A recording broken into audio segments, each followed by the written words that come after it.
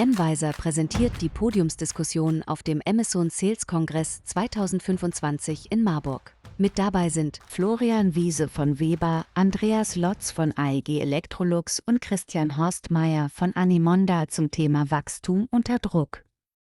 Ja, wir starten gleich mit einer sehr, sehr spannenden Panel-Diskussion mit 3 renommierten Marken, die befragt werden zum Thema Profitabilität, zum ganzen Thema Umgang mit Amazon. Und ich freue mich, dass die Linda und die Tina dieses Panel moderieren, denn wer sie kennt, sie arbeiten für Envisor, eines der vermutlich Rolls-Royce unter den Tracking-Tools. Das sind wir. Hallo, guten Morgen. Guten Morgen. Ja, schön seid ihr hier. Ja, wir sind schön hier. Ihr seid schön. Ja, ich glaube, die nächsten 45 Minuten vielleicht ganz kurz, was wird uns erwarten? Uns werden spannende Fragen erwarten, die wir unseren Experten stellen, und wir hoffen, dass einfach die Brands untereinander einfach ein bisschen sehen, wie die anderen das machen, sich was mitnehmen können für sich selbst. Und natürlich werden wir euch, das Publikum, auch mit involvieren und wollen auch eure Meinung wissen. Also holt mal eure Handys raus. Es wird eine interaktive Session. Dann würde ich sagen, holen wir die 3 schönen Herren noch dazu auf die Bühne. Und ja, die Bühne gehört euch die nächsten 40 Minuten. Vielen Dank, Ben. Lieber Ben. Ja, zu unseren Gästen möchte ich gern sagen, dass wir sehr froh sind, dass Sie heute da sind. Wir haben überzeugen können den Florian Wiese von Weber Grill. Er ist Sales Manager Europa bei Weber und war vorher bei Sony. Herzlich willkommen. Hallo zusammen, vielen Dank. Vielen Dank für die Einladung. Dann haben wir den Andreas Lotz von AEG Electrolux, vorher bei Roto, Puma und Uvex. Guten Morgen, Andreas. Guten Morgen. Und unser Entertaining-Faktor, unser Christian Horstmeier von Animonda, Senior Key Account Manager, war vorher bei Henkel und Spectrum Brands. Morgen. Unser Thema heute: Wachstum unter Druck. Und da haben wir auch gleich mal eine Frage an euch. Wo drückt euch heute Morgen der Schuh? Und da schauen wir mal. Ey, oh, das super, sieht gut deine aus. Schuhe passen super. Das waren die heute Morgen laufen waren? Müde, oh. Hunger? Na, Hunger ist nicht so stark. Das Frühstück scheint gut gewesen zu sein. Ich finde es super, die Batterien sind aufgeladen. Wir freuen uns drauf. Falls die noch nicht aufgeladen sind und eure Gläser noch leer sind, schlürft euren Ingwer-Shot. Der kickt auch nochmal. Und wir gehen rein mit unserer Diamantenmentalität und fangen mal an, die Diamanten zu schleifen. Genau, also wir haben unser erstes Thema heute. Wir haben umfassende Datenanalysen gemacht. Ich bleibe mal kurz stehen, damit ich auch was sehen kann.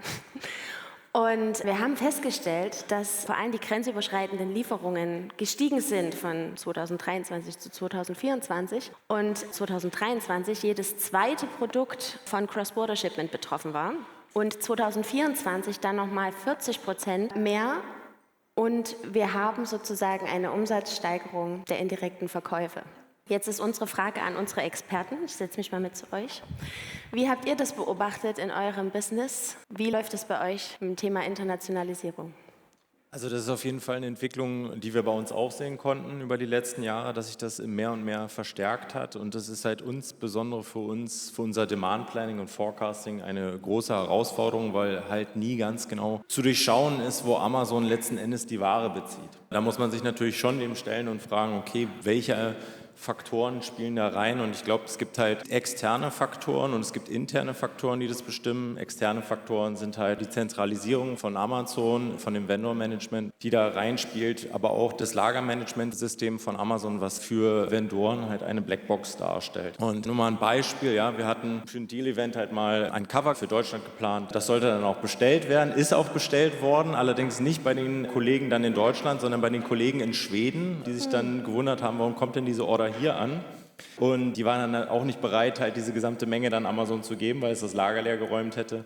Auf die Frage an den Vendor-Manager, ob er das denn nicht in Deutschland bestellen konnte, das wurde gesagt, nee, das können wir nicht machen, das gibt das System so vor. Ein Grund dafür war halt, dass bestimmte Lager voll waren und dann bestimmte andere Lager bedient werden mussten, die dann nur für Schweden waren. Aber das sind halt Sachen, die man nicht unbedingt beeinflussen kann. Ja.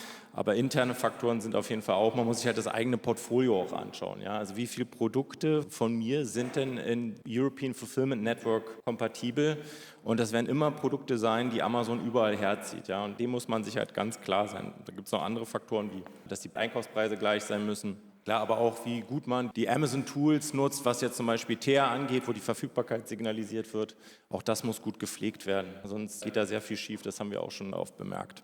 Ja, also würdest du das auf jeden Fall bestätigen, dass es Ja, mehr geworden ist? dem muss man sich auch dann stellen und überlegen, wie stelle ich mich dem gegenüber auf. Ja, also bei uns ist auch, wir sehen mehr Cross-Border, wobei es eigentlich schon immer da war. Ja. Und ich glaube, da ist wichtig, dass wir die Hausaufgaben machen. Du hast gerade die internen Prozesse so ein bisschen angedeutet. Wir schauen sehr penibel jetzt auch drauf, wer kauft denn was wohin, also in welchem Land. Und wir schauen, dass wir europäisches Pricing einhalten für unsere Produkte. Ansonsten ist Amazon natürlich schlau und kauft es dort, wo es am günstigsten ist und verschickt es dann durch die ganze Welt. Und auch Overstock, also es ist ein Riesenthema bei uns, dass dann auch Produkte, wenn zu viel Stock in einem Land ist, natürlich in ein anderes Land geschickt werden. Und da ist vor allem dann problematisch, wenn die Marke Electrolux in einem Land auftaucht, wo natürlich AEG sein sollte und umgekehrt. Wir sehen es mehr oder wir haben es mehr wahrgenommen, es wird doch immer transparenter und jetzt auch mit Daten hier natürlich von M-Visor können wir auch den Stock ein bisschen besser noch im Blick haben, jetzt aus europäischer Sicht. Da machen wir auch viel damit und so versuchen wir unsere Hausaufgaben zu machen und ich glaube zu 100% vermeiden können wir es nicht, also es wird nicht funktionieren. Dementsprechend schauen wir auf Pricing, dass das Assortment jetzt nicht komplett aus dem Ruder läuft und Overstock, dass wir da möglichst keine haben. Vielen Dank auch für dein Feedback. Vielleicht können wir ja mal das Publikum fragen. Genau. Was glaubt ihr, um wie viel Prozent sind die grenzüberschreitenden Sendungen der Produkte in 24 gestiegen? Von denen, die auch 23 schon grenzüberschreitende Lieferungen als Cross-Border hatten. 20%, 30%, 40% oder 55,5%? Was sagen unsere Daten? Die meisten sagen 30%, gefolgt von 40%. Und wollen wir mal gucken, was stimmt? Die 40% stimmen. Also wirklich eine enorme Menge, eine enorme Steigerung von dem, was im Grunde schon das Jahr zuvor war. Ja, aber das Thema Cross-Border ist nicht nur die einzige Herausforderung im Bereich Internationalisierung. Christian, hast du dazu auch noch Gedanken? Nein. Also es ist erstaunlich, dass wir immer noch auf eine Rate von 40% blicken. Aus der Erfahrung heraus kann ich sagen, nicht bei Spectrum Brands, wir hatten einen All-Time-Favorite-Topseller anno dazumal vor gut 8, 9 Jahren noch. Man hat sich immer gefreut, wie die Umsatzzahlen gestiegen sind. Man hat sich gefreut, dass es ein veritables Geschäft war. Und irgendwann hat man sich mal die Vendor Central Daten angeschaut und der Topseller, der machte einen veritablen Umsatz und der kam auch gut beim Shopper an. Und dann wunderte man sich auf einmal, ja, aber ich habe seit 6 Monaten nichts mehr verkauft. Und trotzdem ist es beim deutschen Shopper angekommen. Und das war vor 8 Jahren. Dass wir heute solche Wachstumsraten sehen, das Crossboarding noch immer zunimmt. Ich meine, klar, es ist einfacher geworden, die Prozesse sind einfacher dahinter. Amazon hat mehr Zugänge. Sagt uns allen, dass wir auf jeden Fall, ich sag mal, tief in unsere Details reinschauen, gucken sollten, dass wir unsere Daten im Griff haben, dass wir wissen, wo unsere Warenströme lang fließen, damit wir einfach nicht wieder die typischen P&L-Diskussionen haben mit unseren Landesgesellschaften. Wenn der Franzose sich abfeiert, dass er auf einmal so einen hohen Umsatz hat im Reinverkauf und der deutsche General Manager nachher sagt, ja, aber eigentlich ist das ja mein Umsatz, ne? Stimmt. Also ihr sagt zusammenfassend, dass man sich dem Thema stellen muss und einfach sich gut vorbereiten muss drauf. Man kann sich dem nicht entziehen. Ja. Ja, einem anderen Thema, was wir uns nicht entziehen können und was auch gestern so oft besprochen wurde, ist das Thema Net-PPM. Wir wollen einfach nur mal zeigen, wir haben bei 60% unseren Kunden einen Anstieg der Net-PPM beobachtet von 23 auf 24 und der Net-PPM ist im Durchschnitt, also im Mittel, um 2% gestiegen innerhalb dieses Zeitraums. Und unsere Frage ist, warum? Habt ihr bessere Strategien oder ist das einfach die Daumenschraube von Amazon, die immer fester gezogen wird? Dazu wollen wir auch eure Meinung wissen. Erstmal der Vergleich, wie ist es denn bei euch passiert? Ist der Net-PPM gestiegen, gleich geblieben oder gefallen oder wollt ihr euch zu dem Thema gar nicht äußern? Also gestiegen bleibt auf Platz 1, aber tatsächlich gibt es auch Brands, bei denen es gefallen oder gleich geblieben ist. Was ist denn für euch der Hauptgrund der steigenden Amazon-Profitabilität? Also Net-PPM ist ja, ich glaube, für jeden hier im Raum so ein lästiges Thema. Die Legal-Abteilung sagt, ihr darfst nicht drüber reden, die anderen wollen natürlich nichts fanden oder sonstiges. Die Realität ist aber, wir haben jeden Tag die Diskussion. Also wir haben es letztes Jahr vor allem gemerkt, wir hatten deutlich weniger Sellen, also weniger Warenbestand. Die haben diese Week of Coverage deutlich nach unten gesteuert und ich glaube, da kommt ein großer Teil der Profitabilität auch her.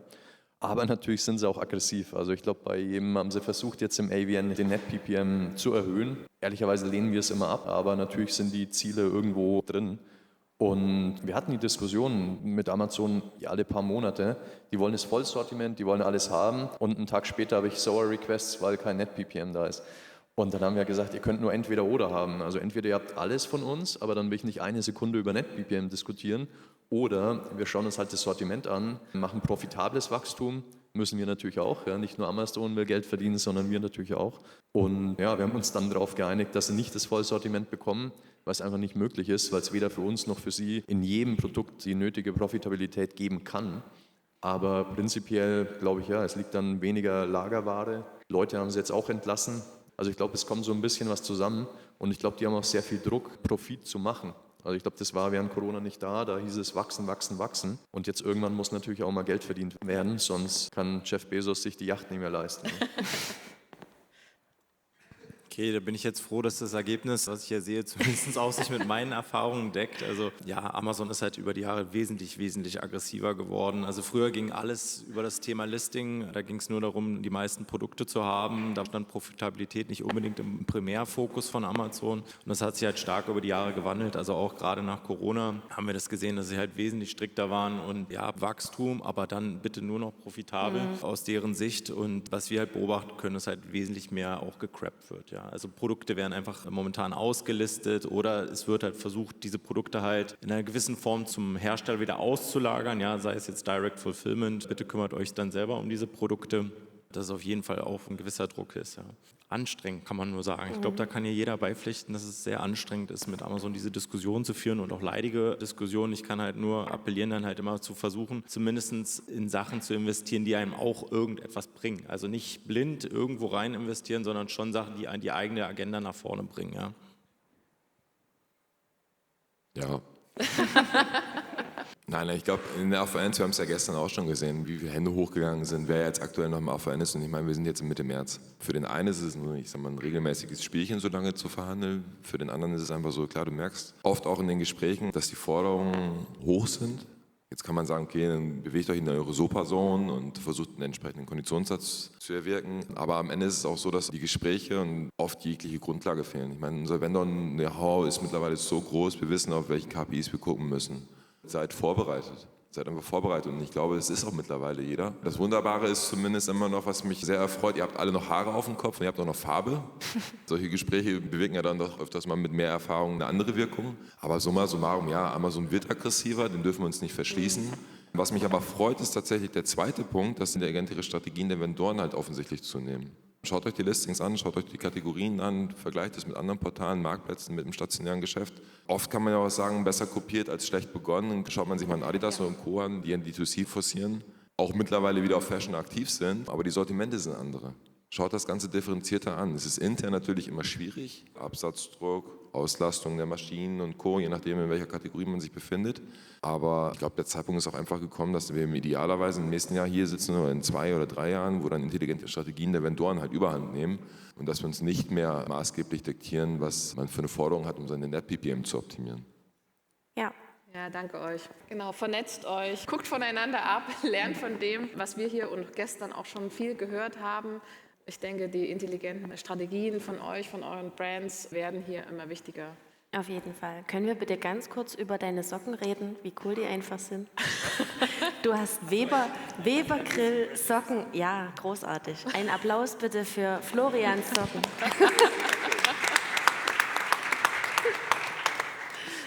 Genau, wir haben natürlich noch mehr in unseren Daten geschaut und das Thema Werbung und Werbeausgaben versus Werbekosten ist ja auch noch mega spannend. Und da haben wir mal geschaut, was unsere Daten sagen. Genau, und hier haben wir festgestellt, dass die RAKOS um 6,5% gestiegen sind, die TAKOS, also Total Advertising Costs, inklusive organischen Umsätzen allerdings gleich geblieben sind oder stabil geblieben sind, was ja eigentlich für eine größere Werbeeffizienz sprechen würde. Und da interessiert uns jetzt natürlich auch brennend, wie ihr das Thema seht. Konntet ihr das auch beobachten? Habt ihr mit Werbung überhaupt Berührung? Macht das bei euch eine Agentur? Macht ihr das selbst? Wie ist das bei euch im Team? Und könnt ihr das bestätigen, dass, wenn man mehr in Werbung investiert, am Ende auch mehr Umsatz dabei rauskommt? Es kommt ein bisschen aufs Land und die Kategorie an, um ehrlich zu sein. Also wir sehen vor allem einen Anstieg in Deutschland, Italien, Spanien.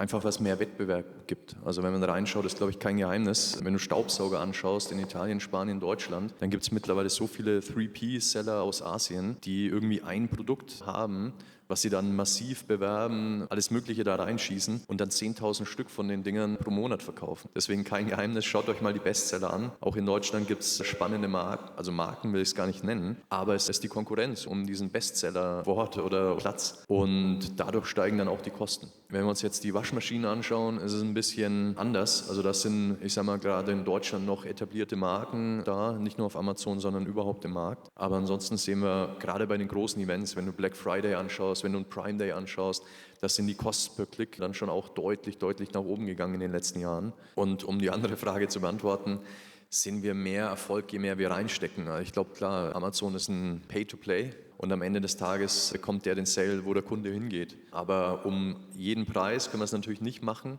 Und wir müssen auch schauen, welches Produkt wollen wir bewerben, was wollen wir verkaufen. Also wir machen viel in Richtung Deals. Wir haben jetzt Brand Weeks und Brand Days gehabt, auch von AEG und Electrolux. Auf Amazon kommt im Mai auch wieder. Also schaut mal, lohnt sich. Und wir machen es dann eher so, als jetzt irgendwo blind Geld aus dem Fenster zu schmeißen. Aber wir sehen schon, dass die Kosten auch nach oben gegangen sind. Und genau deshalb brauchen wir auch so ein bisschen kreative Lösungen, um eben nicht blind zu investieren. Ja. Also würdest du bestätigen, dass ihr auch mehr beworben habt? Ihr habt mehr investiert die letzten 2 Jahre? Ich glaube, so viel mehr war es gar nicht. Ich kann natürlich keine Zahlen nennen, aber auch da kommt es ein bisschen aufs Land an. Wir haben jetzt in Deutschland auch Brand-Awareness-Kampagnen gemacht auf Amazon. Wir haben gestern Twitch auch gesehen und hatten ein Champions-League-Spiel. Da haben wir so einen Trockner ausgespielt. Wir haben auch ein paar Stiftung Warentest-Sieger jetzt gehabt, auf die sind wir stolz. Die haben wir da mitbeworben und das kam auch sehr gut an. Also das heißt, da haben wir auch ein bisschen was in Brand-Awareness gemacht und jetzt eben nicht nur in den anderen Funnel reingesteckt. Interessant. Christian, wie ist das bei euch? Ich würde mal sagen, wir haben auf jeden Fall schon mal einen Kandidaten für den nächsten ASK, dass du die Kampagne einreichen kannst. Ja.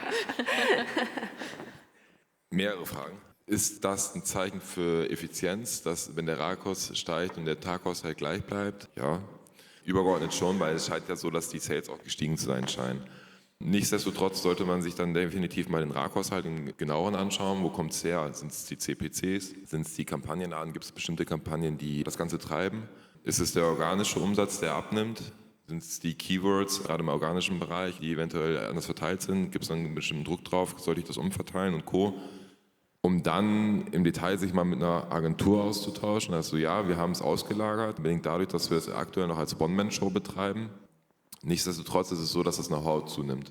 Und das kann ich auch grundsätzlich nur empfehlen, sich mit den jeweiligen KPIs auszukennen, nicht zu sagen, okay, ich kümmere mich nur um Sales, Logistik, um die Verhandlungen und Co., um am Ende auch, ich sag mal, intern für entsprechende Budgets auch dafür zu kämpfen. Um auf die Frage zu kommen, okay, haben wir erhöht, kann ich weder bestätigen noch verneinen.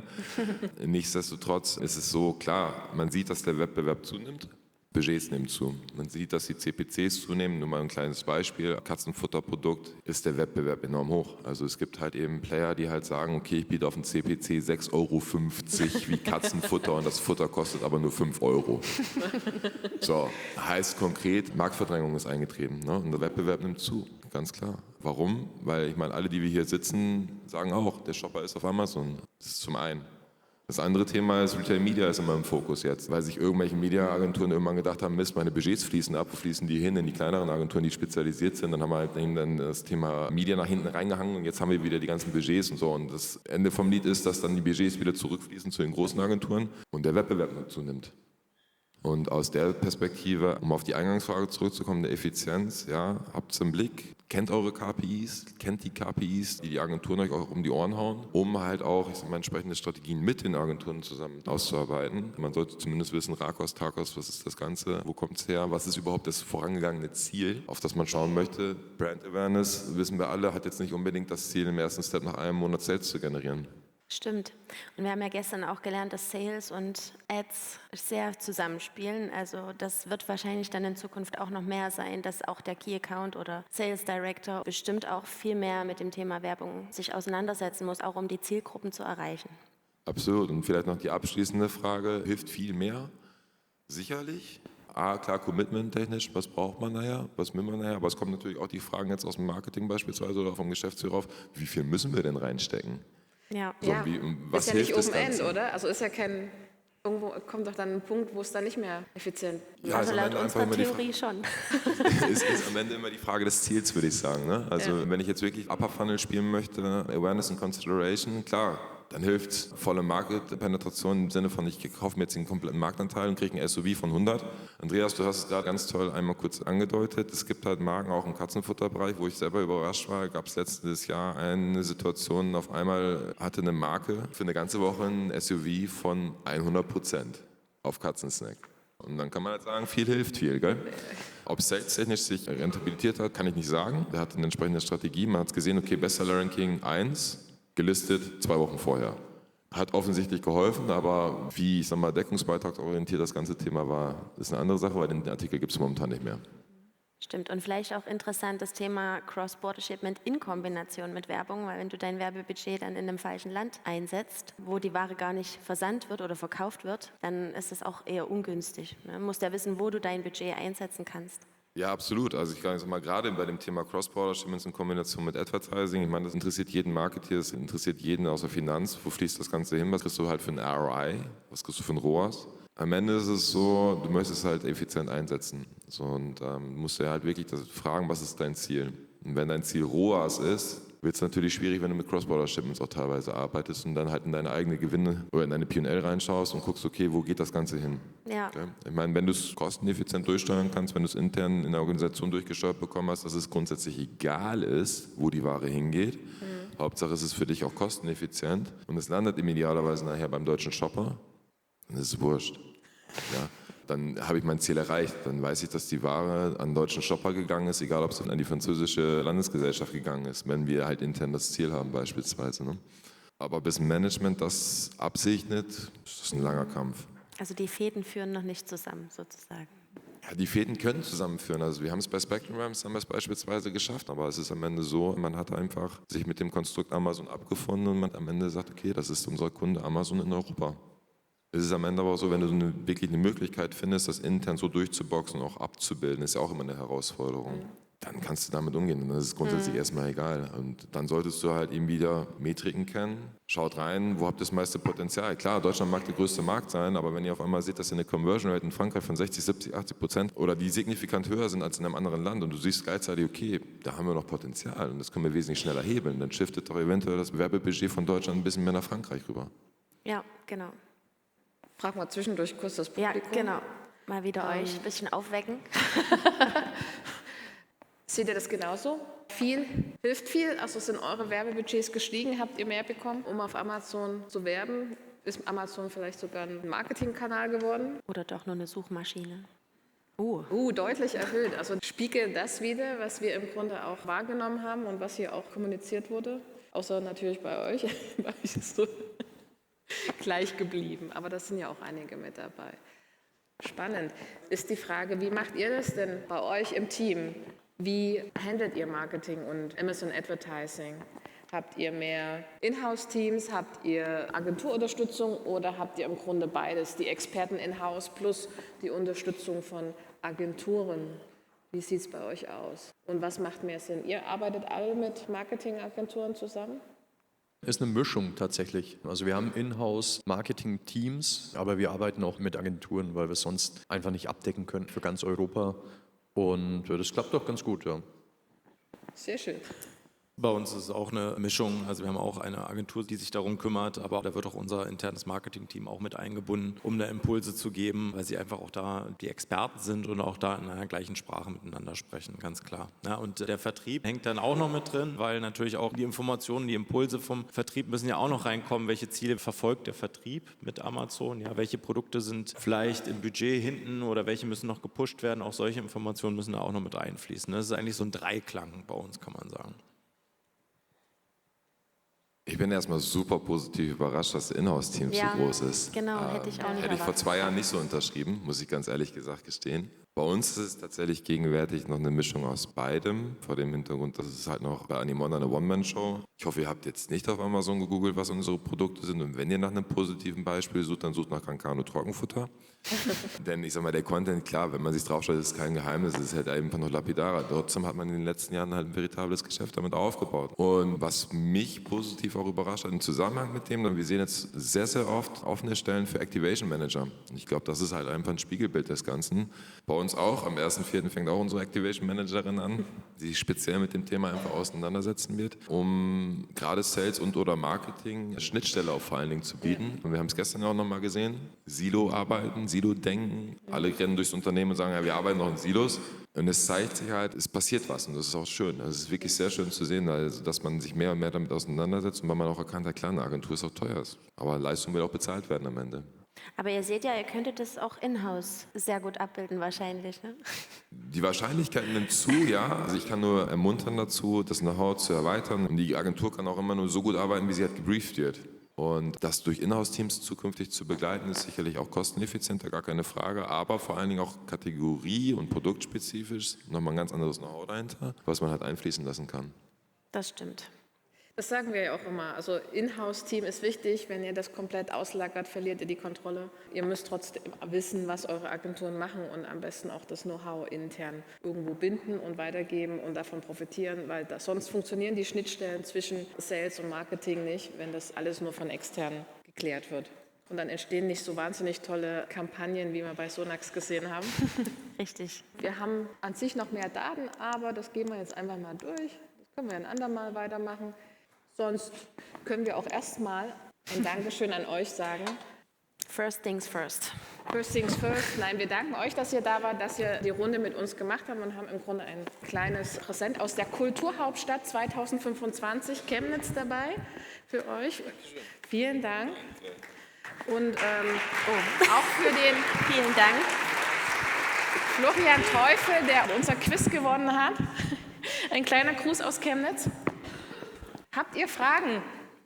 Oder Anmerkungen, Wünsche, Ideen? Sonst machen wir doch noch ein Thema. Dann machen wir weiter. So lange? Traut euch, es ist früh am Morgen, aber jetzt habt ihr die Chance. Moment, ich versuche nicht hinzufallen.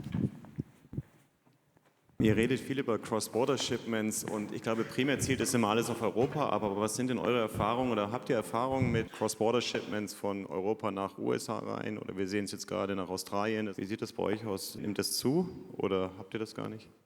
Also mein Team und ich kümmern uns jetzt eigentlich nur um Europa, aber wir haben ja natürlich Austausch mit den Kollegen und wir haben es jetzt einmal gesehen, hat überhaupt keinen Sinn gemacht, aber da wurden Artikel von den USA nach Australien geschickt von Amazon, aber das war wirklich jetzt ein Einzelfall, den wir da gesehen haben.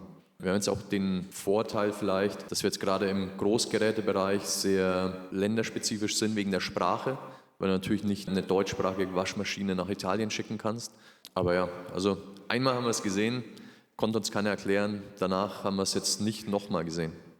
Zum Thema Cross-Border jetzt, was aus den USA kommt. Wir haben vereinzelt auch solche Fälle mal bei uns gesehen, dass das passiert ist.